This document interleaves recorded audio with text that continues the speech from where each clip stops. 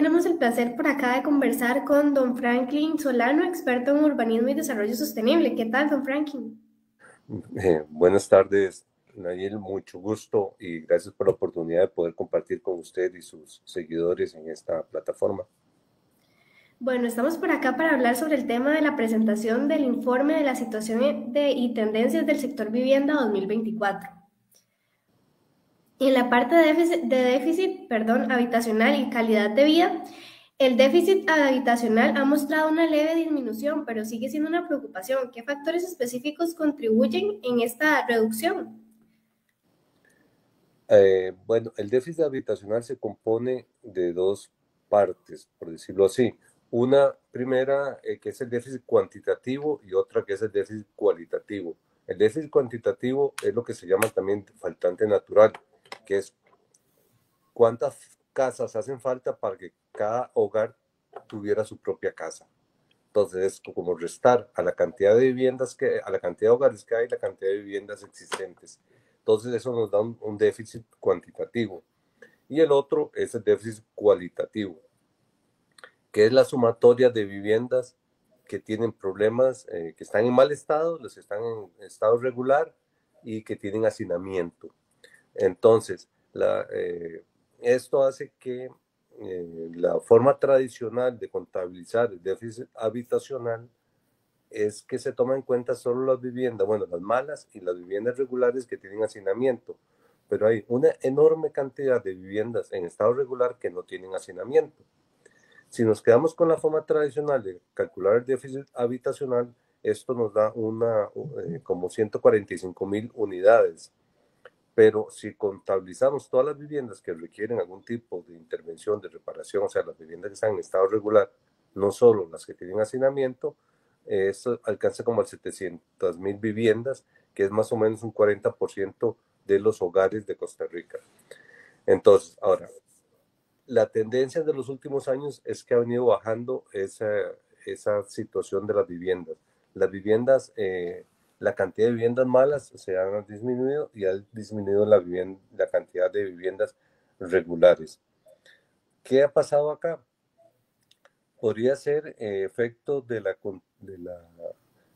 esto se hace por medio de los datos de la Encuesta Nacional de Hogares, ENAO, que se le llama, que pertenece al INEC. Las muestras como esta es una encuesta que estadísticamente puede tener unos márgenes de errores. Esos márgenes de error pueden andar alrededor de un 2%. Y eso podría estar para arriba o para abajo. No obstante, como la reducción de las viviendas se ha venido presentando en los últimos años, pues la tendencia sí parece ser cierta de que ha habido una disminución en el déficit habitacional. Y eso, la explicación es que se han mejorado las viviendas, ha habido producto seguramente de ciertas condiciones económicas del país donde ha habido estabilidad en los índices de precios, donde la inflación ha estado controlada y nuevas contingentes de mano de obra se van incorporando al mercado laboral, posiblemente mejores condiciones de vida también pues se han reflejado en un mejoramiento del parque habitacional. Ok, entiendo, don Franklin. Y bueno, en la parte de bonos familiares de vivienda, ¿cómo se puede explicar la caída en la entrega de bonos familiares de vivienda durante el periodo 2022-2024 y qué propuestas tienen para aumentar su efectividad en el futuro? Ahí son varios factores que pueden estar incidiendo o que han incidido en la caída de los bonos. Algunos de estos factores son, desde los últimos 2 años se ha incorporado un aumento en el en el IVA, impuesto a los bienes agregados, ¿verdad? Que antes era un 8% para los ingenieros, topógrafos y arquitectos. Ahora estos profesionales tienen que pagar un 13% del IVA y eso pues encarece el costo, el total del costo.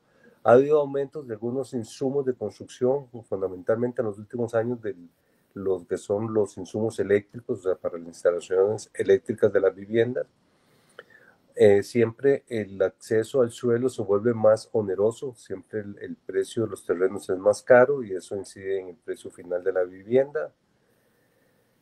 Y un factor ahí fundamental, bueno, al otro que también ha aumentado el presupuesto de los bonos, o sea, los bonos en este momento están alrededor de 9.300.000 colones y en el pasado, en los años anteriores, pues eran de un poquito menos, 9 millones, 8 millones, 800, ahí se van aumentando el monto de los bonos.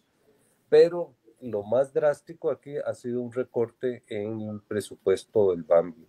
En los últimos 4 años se le han dejado de asignar al Bambi 88.000 millones de colones. Y esto pues ha reducido la capacidad de colocación de bonos que tiene el Bambi. Ah, ¿Cómo ok. mejorar? Perdón, ¿cómo mejorar esto? Pues nosotros en el documento recogemos un conjunto de propuestas y creemos que hay varias cosas que es importante hacer. Más allá de esta reducción que se ha presentado en estos últimos años, para darle sostenibilidad a los bonos de vivienda, creemos que se deben hacer varias cosas. Una de ellas, ser más estudios más acertados para calificar a las familias de manera tal que solo las familias que realmente no tengan ninguna posibilidad y requieran el bono 100% gratuito reciban este bono de tal manera.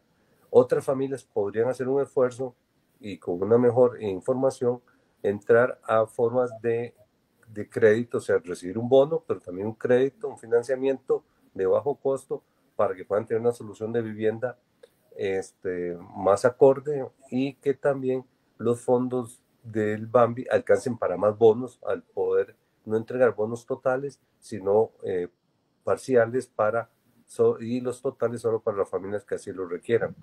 Y otra alternativa es que se generen o el Estado, el gobierno, saque bonos sociales, así como no sé si conoces, existe la figura de bonos verdes que pagan algunos organismos internacionales y es que si el país reduce la emisión de carbono, si protege los bosques, si protege ciertos eh, aspectos de la naturaleza, reciben ciertas bonificaciones. Esos bonos, por ejemplo, esos bonos verdes se utilizan para darle a los dueños de fincas que tienen protección ambiental, que tienen bosque. Bueno, igual algunas se podrían buscar mecanismos internacionales que puedan estar dispuestos a financiar procesos para mejorar calidad de vida y que sean bonos sociales con los cuales financiar una mayor distribución de bonos de vivienda.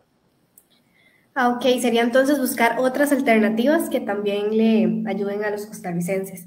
Bueno, y en el precio de los sueldos en el área metropolitana muestran una variabilidad significativa. ¿Cómo influye esto en el desarrollo de proyectos de vivienda y la accesibilidad, perdón, para las familias de bajos ingresos?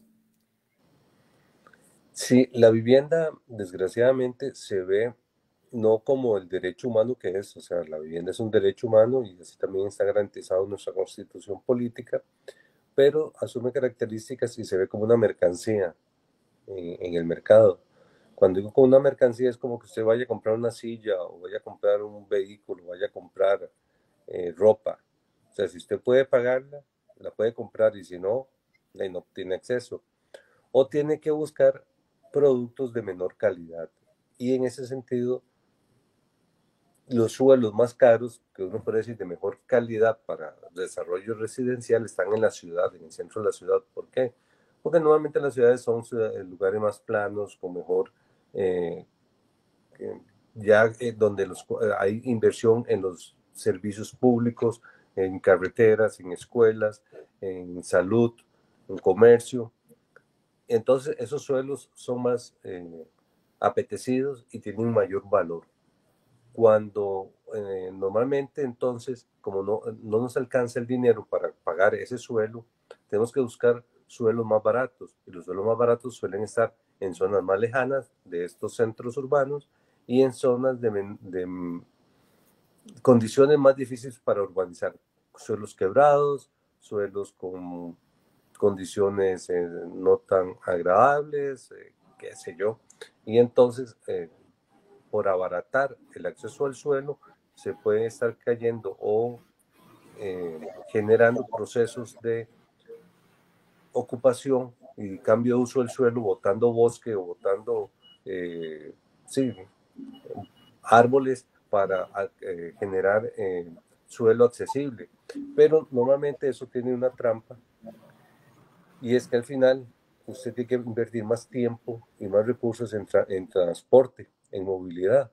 De repente, para trasladarse de un lugar a otro, tienes que invertir hora y media, 2 horas para ir y 2 horas para venir. Si usted le suma eso a varias personas de una misma familia y lo suma por mes, por año, hay una fuga de ingresos por relocalización de la vivienda. Entonces, en síntesis, el aumento, los precios del suelo inciden desfavorablemente en contra de las soluciones de vivienda, porque las hace más caras entre más caro sea el suelo. Y las personas con menos ingresos o menos posibilidades económicas se ven obligadas a comprar o vivir en zonas de más difícil acceso, y por otro lado, esos suelos a veces también requieren sus terrenos, aplanarlos, meter maquinaria, construir infraestructura que encarece el costo de la solución. Ejemplo, si construís una vivienda o tenés un lote en el centro de cualquiera de las ciudades del área metropolitana, en general tenés acceso al sistema de cloacas, al sistema de, de aguas servidas. Pero cuando haces un proyecto o un proyecto habitacional fuera del centro o más alejado, normalmente no hay servicio para las aguas residuales, y es necesario construir una planta de tratamiento que tiene un costo, y además tiene un costo de mantenimiento constante esa planta de tratamiento. Entonces, por todas partes, el valor, el costo del terreno incide y determina mucho el costo de las soluciones de vivienda. Sí, se vuelve mucho más complicado. Y en relación con el déficit, habitacional, ¿qué soluciones propuestas en el informe consideran más urgentes para garantizar la accesibilidad a la vivienda? Dentro del conjunto de las propuestas, una de ellas es generar un banco de suelos. O sea, el Estado tiene varias propiedades, varios terrenos que podría dedicar a la construcción habitacional. Y esto abarataría los suelos porque, como le decía, el suelo y la vivienda se comportan como una mercancía. ¿Qué pasa si usted tiene, eh, va a la feria a comprar papas, como cuando hay escasez de tomate, por ejemplo, que sube mucho el precio? Bueno, eso es lo que está pasando con el suelo. Hay poco suelo disponible y entonces el precio se encarece. Pero si usted pone una mayor disponibilidad, como cuando sea una mejor cosecha de tomate, los precios bajan drásticamente. Entonces, con el suelo pasaría igual. Por un lado, podemos destinar suelo a proyectos de vivienda mixtos, o sea, para sectores más populares, clase media, clase media o clases populares. Entonces, con eso abaratamos la solución de las viviendas, porque el suelo es parte importante en el precio final de la vivienda. Y si abaratamos el valor del suelo, abaratamos el valor de la vivienda. Pero no solo eso, sino que como vamos a tener mayor disponibilidad de suelo, eso va a hacer que los precios de otros suelos en otras partes también bajen. Y al bajar, al haber menos presión sobre el suelo, esto va a traer los precios del suelo hacia la baja y generaría mayores posibilidades de acceso a la vivienda. Esa es una de las posibilidades que se están planteando. Otra posibilidad es generar una especie de bonus de alquiler. Normalmente en las familias más jóvenes, cuando se forman hogares, familias de gente más joven, le cuesta mucho tener acceso a una vivienda propia o vivienda alquilada, porque los costos de alquilar o comprar una vivienda, cuando se está estabilizando la pareja, pues se le hace complicado. Entonces la idea es que familias de bajos ingresos pudieran acceder a un bono que por un par de años, 2, 3, 4 años, pudiera darle una parte, un subsidio para pagar el alquiler, mientras la familia se establece y se estabiliza económicamente. Otro de los problemas que se observan es que problemas con la accesibilidad al agua. Ahí, cuando vas a tramitar un permiso de construcción, uno de los requisitos es tener disponibilidad de agua. ¿Eso en qué consiste? En que donde está ubicado el lote, la zona a construir, usted tiene que ir al acueductos alcantarillados o a la municipalidad o a la SADA, que sea el proveedor de agua de la zona, y pedirle una carta de disponibilidad. Eso significa que ese organismo tiene que decirle que en ese lugar hay capacidad para brindarle el agua que requiere ese proyecto, ya sea una casa o 100 casas, que hay posibilidades.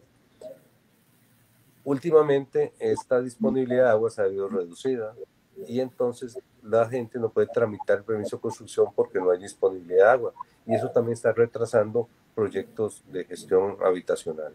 Entonces son algunas de las medidas así como más básicas, rápidas, que uno puede mencionar.